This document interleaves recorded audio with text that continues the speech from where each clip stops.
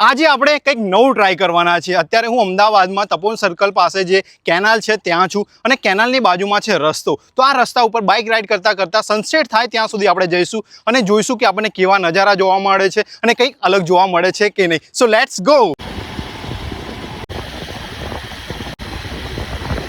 Vaishno Devi side જે canal છે આપણે ત્યાં પહોંચી ગયા છે, બટ અહીંયા ડાયરેક્ટ રસ્તો નથી, તો પેલી બાજુ જે બ્રિજ છે ત્યાંથી આપણે પેલી બાજુ જવું પડશે। આ બ્રિજની આ બાજુનો જે રોડ છે ત્યાં તો કામ ચાલે છે, તો અહીંયાથી આપણે નહીં જઈ શકીએ। પેલી બાજુ જે રેસ્ટોરન્ટ છે ત્યાંથી જવાનો ટ્રાય કરીએ। તો કેમ બંધ કર્યો પેલી બાજુથી?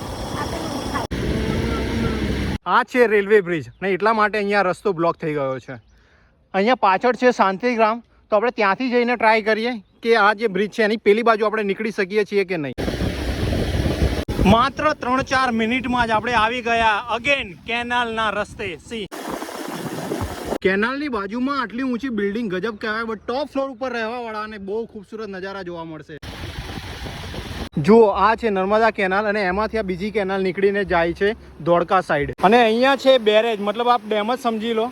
અને અહીંયા રસ્તો છે, આ છે નર્મદા કેનાલ અને ત્યાં સામે સનસેટ થઈ રહ્યો છે। સી તો સનસેટ થઈ ગયો છે, ઓલમોસ્ટ 7 વાગી ગયા છે અને અત્યારે હું છું જસપુર સાઈડ જે નર્મદા કેનાલ છે ત્યાં। મને લગભગ 1.5 કલાક જેટલો ટાઈમ લાગ્યો, 15 કિલોમીટર જેટલું મેં બાઇક રાઇડ કર્યું। અને આ જે રૂટ છે ને એ તમારે વોક કરવું હોય, સાયકલિંગ કરવું હોય, રનિંગ કરવું હોય તો બેસ્ટ રૂટ છે। મતલબ શાંત વાતાવરણ તો છે પણ તમને સારા સારા વ્યૂઝ પણ જોવા મળશે। તમને કેવું લાગ્યું આ આજે કંઈક નવું ટ્રાય કર્યું એ મને કમેન્ટમાં જરૂરથી જણાવજો। સો દેટ્સ ઇટ ફોર ટુડે। તમારો ફ્રેન્ડ મેહુલ સોલંકી, તમને મળશે નેક્સ્ટ બ્લોગમાં। ત્યાં સુધી બાય બાય।